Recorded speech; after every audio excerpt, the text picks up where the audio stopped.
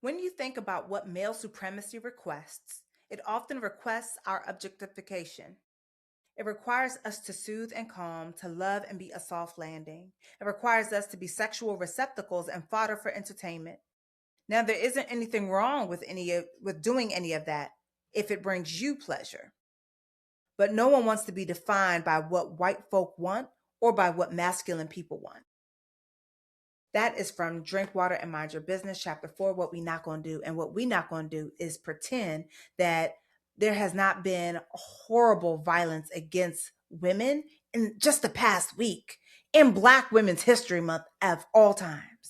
I'm going to have a conversation with you about what Dave Chappelle, Usher, Chris Brown, Diddy have to do with the death of Dr. Cerina Fairfax and what they have to do with 62 million men signing up for a website on how to take what was not freely given right after the intro.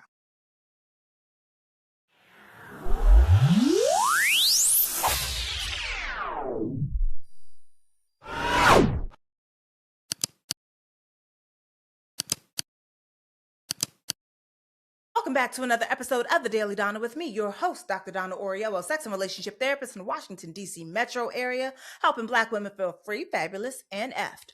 Author of Drink Water and Mind Your Business, a Black woman's guide to unlearning the BS and healing self-esteem. Baby, this week, there has been a lot of BS. And I know, I said I was about to connect some things that don't feel all that connected for a lot of people, but let me cook. Okay? So let's go ahead and we're going to start with Dave Chappelle, who unironically is on record saying he does not like that the Republican people, the Republican Party has been making trans jokes when this man was making trans jokes. Him saying it's not good for them to do the thing that I did because when they do it, there's a different power differential. And he's right. There is a different power differential. When you are in politics and you make fun of a people, now you are the one that makes the laws, which can harm the people. However, I think that sometimes comedians forget that their job in many ways is cultural commentating. And in the cultural commentating that they make, they help to have us question an idea or to otherwise move toward acceptance of a new idea.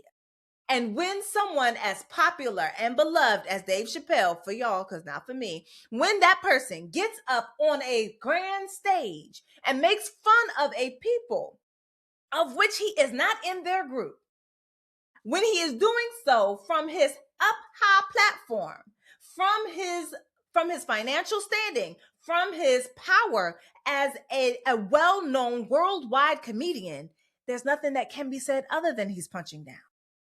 And in that punching down, in that harm that he did to the trans community who called him out on it, he said, I ain't do nothing to you. Y'all need to go ahead and chill. And now he's watching Republicans basically repeat his jokes. And he does not like that. Doesn't feel good. Doesn't feel right. Doesn't feel safe. Doesn't feel sane. He forgot that he helped make it normal. That he helped say that, hey, it's okay to make fun of this thing. These just jokes. People who don't tell jokes for a living, you know what else they do? They also say, these just jokes. Now you're probably wondering, but what does this have to do with anything that you're talking about? What it has to do with it is that there is a group of women who are always doubted on their womanhood, especially if they're dark-skinned. Who guesses to guess who? Black women. Black women who are cast as horn, the horn effect and the halo effect. I think we've talked about this before. The halo effect is this idea that you are good, right, safe, sane, beautiful, delightful, everything that is everything when you are in a position of power, particularly white. And halo is you are devilish and dirty and nasty and mean, and we need to control you by any means necessary because really you're an animal.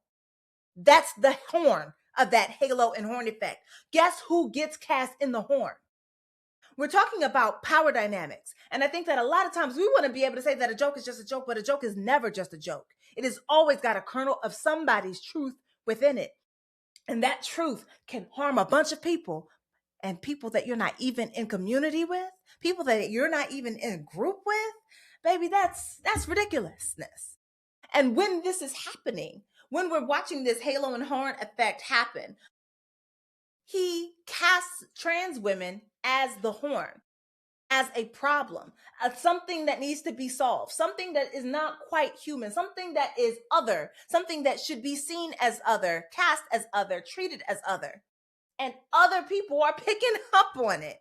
They picked up on it. They picked up what he put down, and it helped to normalize that it is okay to do so for a group of people who probably didn't need no help anyway, but now have the legitimacy of a comedian, a black comedian. When we tell trans jokes, when we say that trans women are not women, we are also harming all women. And that's on Mary Had a Little Lamb. You can go ahead and cry about that anywhere else but on this page. Why is this true? It's true because Black women are, especially dark-skinned Black women, darkness of skin is relegated to masculinity. People think of it as a masculine trait, which means that dark-skinned Black women are already often questioned in their womanhood, just off break of being born, being here. Michelle Obama was questioned about her femininity. Chili posted that thing in March of 2026, y'all, on her page on Instagram, talking about some Michelle Obama was registered as a male voter. How many years did you watch people outside make fun of Serena Williams, saying that she looked like a man, comparing her to anything because they were saying that she was unattractive? Right? How many people have strong features, have traditionally Black features, wide noses, dark skin, and are thus cast as being men? And you think that making fun of or otherwise saying stuff about trans women doesn't disparage Black women specifically? Because who's cast as Halo? White women. White women are seen as beautiful and docile. They are considered the commensurate, the ceaseless feminine, that they are the example of true feminine beauty, true feminine docility. We are compared to them constantly. If we cannot do our work to see that trans women are women, they came by their womanhood differently than you came by yours, but they came by it just the same. If you are in a space where you are going to be splitting hairs, you are also going to be splitting yours, because all these chickens come home to roost. Now, what does this have to do? What does all of this again have to do with Diddy and Usher and Chris Brown? Usher, from his own mouth has defended Diddy. He's okay. And the thing is, a lot of people are okay with what happens, especially when it's violence against Black women. Black women's consent is not even considered consent because we're dealing with the tropes of the mammy, the Jezebel, and the sapphire. The mammy is a dark-skinned, fat, Black, with kinky hair, said to be undesirable, almost asexual in the way that she is treated. So you can't even begin to sexually assault her because nobody wanted her in the first place. So really, you did her a favor, right? Then you have your Jezebel, light skin, with the so-called good hair, right? That loose hair texture, whose sexuality is supposed to be oozing so much that it borders on masculinity. You can't take from her either, because she is so desirous in her sexuality that you would be doing her a favor to have sex with her, especially against her will. Then you have your sapphire with her finger popping and her neck rolling. She needs reminding of her place. She needs reminding of her submissive space. And so when you take from her what she did not offer, it is you inviting her back into her feminine space. Do you see how they use the mammy, the Jezebel, the sapphire to justify violence against specifically Black women? How they use it as a way to say that they can take whatever they want that was not offered to them? And then you have Diddy, who's been doing that. Diddy, who's been convicted. Diddy, who we saw on camera laying hands on somebody's child. Laying hands on somebody. And you know what we did? We normalized it. We said, well, what did she do to deserve that? We made it into that. And then you got Usher, who is using his clout, using that you like his music, using his voice in a way to help spread that clout over to Diddy. This is the same man that was also spreading some of that clout, some of that love, some of that, let's give some protection, some love to my brother, Russell Simmons. They stuck together and beat him down, Chris Brown. How many times has he been in trouble for beating on somebody? Because some of y'all will swear it was the first and the last was Rihanna. And that's not true. Y'all will go buy these tickets to go see these two men. One who's basically saying it's okay what Diddy did, one who's okaying it, and what Chris Brown did by association, by willingness to be on the stage. You will go buy those tickets. You will go shake your rump to that music. Chris Brown, who is also a staunch colorist, who says he does not want to see dark-skinned black women in his section. That's not what he likes. And you say, oh, it's okay that he has a preference. The unexamined preference was given to you, friend. It's not his preference. That's what society already wanted for him. It's what society already says, that the only feminine who is feminine is light or white. It also is the same justification that is used to harm black women, dark-skinned black women. And it is the same reason why you've got 62 million men on Beyonce's internet saying that they want to learn how to take what was not freely given. Violence against women, especially violence against black women, is normalized. It is normalized. It is so normal. It's so rote that you have many a rapper who has made a joke about Robin Givens getting beat by a heavyweight champ, Mike Tyson. You've got many rappers using Tina Turner's abuse from Ike Turner as lines in a song. And we just said, okay, as long as the song is good. As long as they use the rap lyric well. You got men talking about beating it up. As though literally the idea of beating it up, I know it sounds like something that you want. It sounds like the type of horizontal activities that you want to partake in. And yet it still normalizes violence. And still, with a straight face, wonder how a man could murder his wife and then kill himself. With a straight face, that's what we wonder. I would like us to really take a moment to just sit in how we got here. All of these things are related. None of these things are left out on a limb by themselves. All of them normalize violence against women, especially black women, especially dark-skinned black women. This is the world that we live in right now, where in Black Women's History Month, we see this level of violence, and we see black men and all these other cultural commentators already excusing the violence that we see, saying that that thing is okay. And my point today, because I was trying to figure that out, right? Like I knew that I wanted to have this conversation. I knew that we needed to have this conversation. I was trying to figure out what is my point. My point is fourfold. Number one, you don't have to participate in the BS that you see outside.